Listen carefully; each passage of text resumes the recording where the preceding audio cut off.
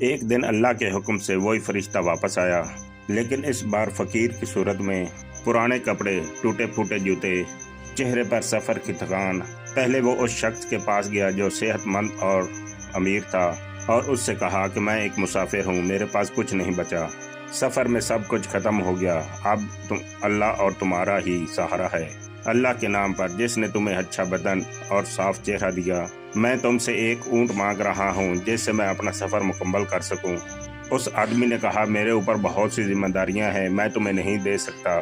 फरिश्ते ने उससे कहा कि मैं तुम्हें जानता हूँ, क्या तुम वही नहीं थे जिससे तमाम दुनिया नफरत करती थी? क्या तुम फ़कीर नहीं थे, फिर अल्लाह ताला ने तुम्हें ये सब कुछ दिया? उसने कहा, नहीं, ये मुझे सब अपने बाप दादा से मिला है, ये मेरी विरासत है। फरिश्ते ने कहा, अल्लाह तुम्हें वैसा ही बना दे जैसा तुम पहले थे। अब फरिश्ता उस गंजे के पास गया था जो अब खूबसूरत बालों वाला था, जो अब अमीर था। फरिश्ते ने सवाल किया, वो ही इनकार, वो ही सवाल। फरिश्ता अब उस अंधे के पास गया जो अब देख सकता था और अब अमीर था। फरिश्ते ने कहा, मैं एक मुसाफिर हूँ, सफ़र में मेरे पास कुछ नहीं बचा, सिर्फ अल्लाह और तुम्हारा इशारा है।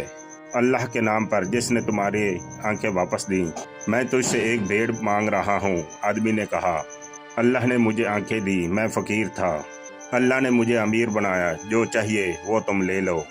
अल्लाह की कसम, मैं अल्लाह के नाम पर कुछ भी नहीं रोकता, जितना चाहिए उतना ले जाओ। फरिश्ते ने कहा, तुम अपना माल अपने पास रखो, तुम तीनों को आजमाया गया था, अल्लाह तुमसे राज़ी है और उन दोनों से नाराज़।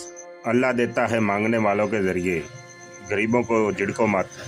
वीडियो को लाइक, सब्सक्राइब और शेयर करो।